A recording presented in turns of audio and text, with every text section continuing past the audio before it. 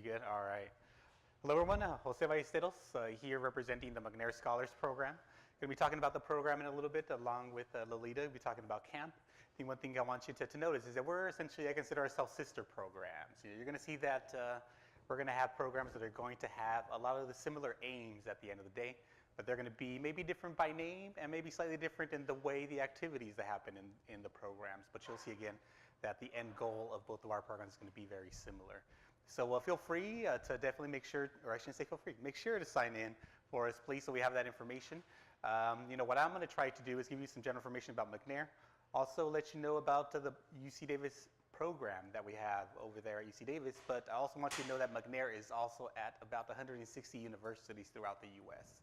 So even if you don't go to UC Davis, make sure to note down the name of the McNair Scholars Program, because again, it could be a program you could partake in and take part in many different universities throughout the U.S.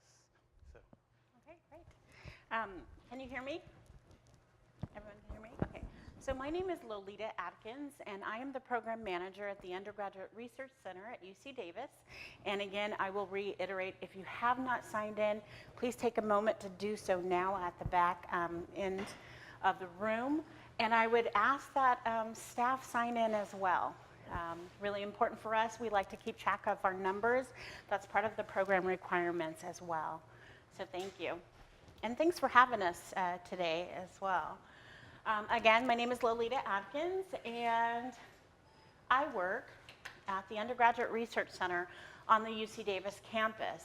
And we're located at 2300 Student Community Center.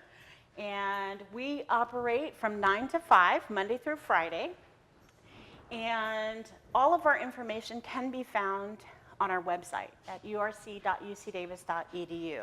So I encourage you to go there. There are a lot of programs that are represented there as well. All of the information that you need about how to get involved in research is also there.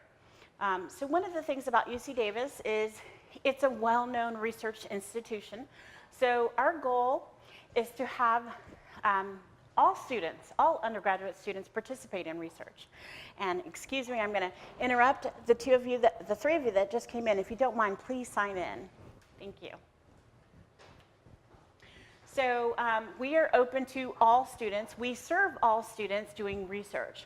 Our goal is to help guide you to find a research position. We work with students. We have operating hours. We have peer advisors that are available to help guide you through how to find a research position. We also have a lot of contact information on our website that details available research positions. People who are looking for information, you can sign up on our listserv, and oftentimes there will be information about internships or other research positions. Okay, so this is a picture of our undergraduate research conference that we have every year at UC Davis, and we have one coming up at the end of April, and it's an art exhibit as well, and there's an oral presentation as well as a poster session. So all of the students who are participating in research, we encourage them to present their research, and this is one of the best avenues to do so is at the Undergraduate Research Conference. So what does research look like? We get that question so many times. Oftentimes students will come to the Undergraduate Research Center. They're not really quite sure whether or not they fit into that because they have in their mind this picture of what a researcher looks like. It's usually someone in a lab coat, et cetera. But really anyone can do research. I'm sure you all do research. If you've ever looked up on Yelp, maybe you wanted to do reviews about a restaurant or anything like that, that is research. If you looked up on Facebook information about an artist or maybe a concert and you weren't really sure if you wanted to go, so you're looking up this information, that's research. A few years ago, maybe 4 or 5 years ago, Harry Potter used to be really popular. Maybe it still is. But oftentimes people want to look up reviews for movies and other things. That's research. The question is, how do you decide whether to believe the reviews, right? You usually take the information in, and then you make a comparison, you make a decision about that research and what it entails. So research takes many forms. on campus. We like to encourage students in all different types of ways. So library searches, archive work, all of that is research. For a lot of the statisticians and different students, surveys and interviews are really, really popular, especially for students doing projects. That's also part of the research. And then there's the typical lab bench work. A lot of scientists in their white coats with the goggles, that's research as well. For our engineering students, we have modeling and computations, that's part of it. And we try to tie it all together. And the wonderful thing about our jobs is we get to see all of the projects, all of the research projects, especially at the conferences. So there's that. So benefits for conducting research. This is where the interactive part is. I'm going to ask you some questions. Why should you consider doing research? What are some of the benefits to it? Can somebody raise their hand? Yeah. Experience and more intimate knowledge with the subject that you're researching. Excellent. So more experience and intimate knowledge with the subject that you are researching. Very good. Advances made. It does improve lives. You have others? It gives you a strong skill set to proceed into the future and be able to continue doing research in other areas. Excellent. Strong skill set. Wonderful. Others? In case someone wants to do research for grad school later on, it's a great starting point. Excellent. And I love that you said grad school, because that's what a lot of our programs are about. We actually help a lot with grad schools. But just to name some other things, critical thinking and analytical skills. For most of you are honor students here, is that true? No, Not a, some are some are and some aren't. For all of the students, this is huge. This is very important. Critical skills, analytical skills, these are the things that when you go on to graduate school or even to, if you're planning to transfer to UC Davis or another institution, they want to see that you have evidence of this, especially when you graduate. So research helps with that. Teamwork is really huge. Communication, leadership opportunities, global perspective, and it goes on and on. So these are all of the reasons. The increased self-confidence is huge. We see students come into the university and oftentimes they're not really sure how to even go about doing research, where to start, where to begin. And some of the students in our program, especially the first year students, we see that they're really timid. I mean, really timid. And then by the time they go through these programs, their self-confidence is just through the roof. As a matter of fact, we put them in charge and we sit down and we allow them to take over some of our sessions as well.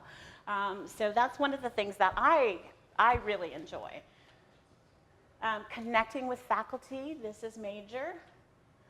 And then probably, I think one of the most important reasons why students do research, the huge one, how many of you are planning to go to grad school at some point, or at least consider it? Okay, so you can earn letters of recommendation from the faculty. This is really huge, really key. Before you apply to any school, you're going to need this. And the professors work one-on-one with you, so they get to know you really well, and they can speak to your experience and what you're able to bring to the table. So this is really important. So these are just various pictures of different types of research. It could be field work, but the goal is to work one-on-one with a faculty mentor. So in my former life, I used to work as the program manager for the University Honors Program at UC Davis. And the gentleman right here to your left, his name is Patrick Kincaid, and he was one of the students in the honors program, and he did what was called an honors contract, and it's like a 1 or 2 unit course that he participated in, and he was actually invited to do an archaeological dig in Alaska.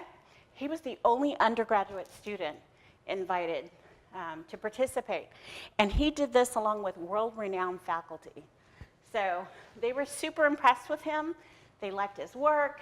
They liked what he was doing. They invited him to come back the following year and to lead an archaeological dig. So that was pretty impressive, especially for an undergraduate student. So that's just one of the many things. The picture in the middle is of a blinking artificial eye that was created by an undergraduate student, and it was part of her research. And basically, it was to help students who had paralysis. Maybe they had a stroke or something, and they were able to help with this research in creating an artificial eye. The other thing is there were seals in Hawaii who needed to be fed, but they were often associated, like every time they needed to be fed, there was a human who fed them. They wanted to find a way to be able to feed these seals without them seeing a person and thinking they're going to be fed every time. So they actually created this feeder in order to feed them, and again, it took away the association of people with food. Here is a picture of a team of students who worked under Dr. Frank Loge. He's with Civil and Engineering, Environmental Engineering, and he actually entered these students into a contest. So it can be fun as well. These students actually won the contest. They won $85,000 for participating in this contest. And basically what they did is they found a way to turn sludge from waste into plastic. So, and for that, it was a P3 design competition. They did win $85,000 for that. So sometimes it can be very lucrative. But I always like to say with this one, they found a way to turn poop into plastic. I know it sounds really crazy, but that was the case. And we'd like to see, you could see the smiles on the students' faces. That's the benefit. We get to see the other side. Once the students are done with their projects and they're presenting their information, they're super excited. We get to see them. We encourage them to go to conferences all over the world, basically. And we do provide some funding for them as well, so that if they're doing the research, they might as well get it out there. So that's one of the things that our programs help with. So research can cure diseases. This is one of the professors at UC Davis, Dr. Jamal Lewis. He's a biomedical engineering professor, and he worked with diabetes, basically, finding a way to look at particle-based vaccines to stimulate your own cells to cure diabetes.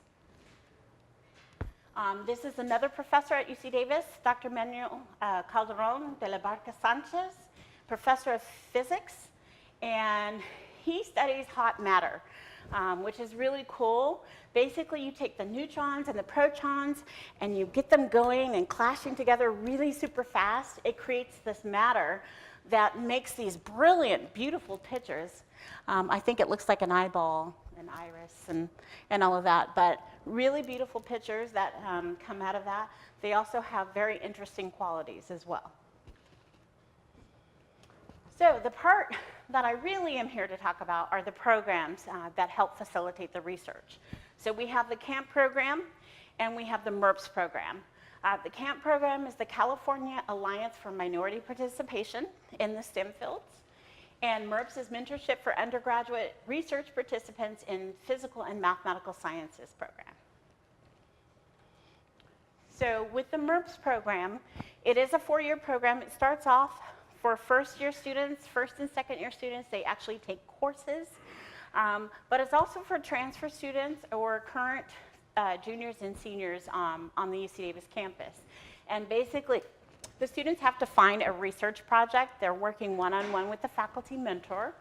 And they are required to do regular research, 8 to 10 hours a week. And they are actually paid for doing their research. So a lot of times students will be in classes, they'll do internships, et cetera. As long as it's part of their research, they meet the requirements, they apply to the program, and they're accepted.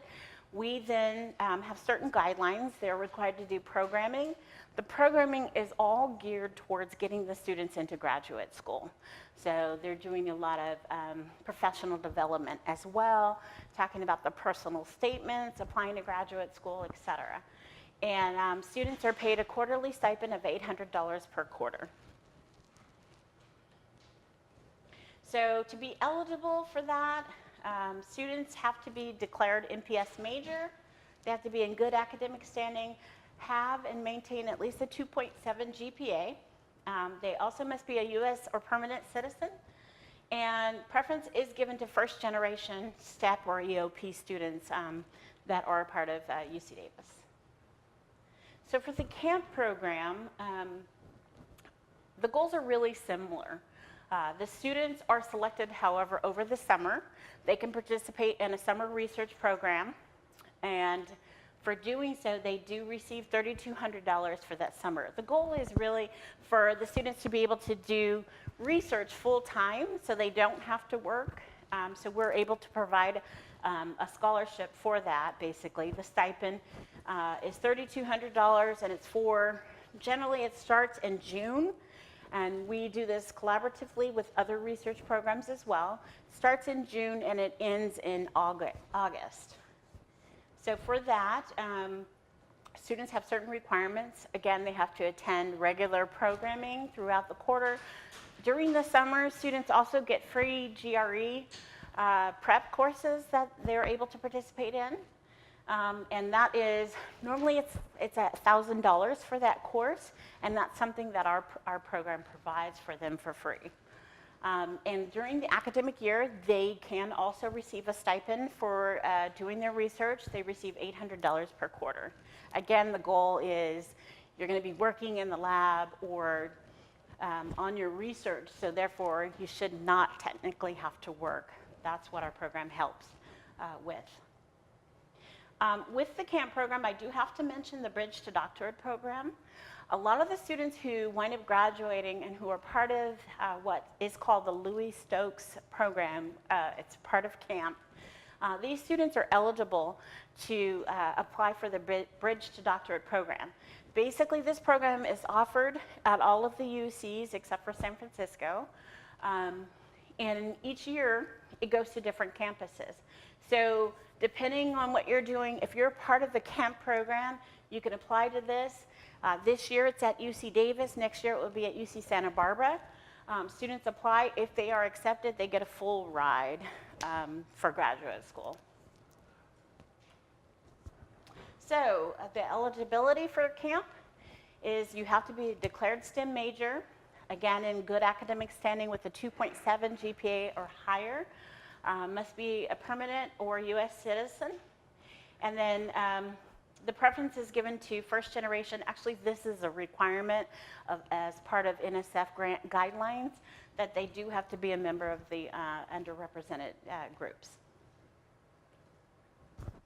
This is a picture of our students from last year. Every year, one of the requirements is that they participate in a conference.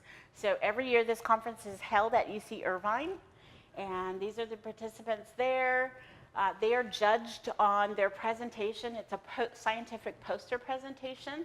And the picture over here, most of the gentlemen in that picture won awards for their presentation. This is the symposium that we just had in early February.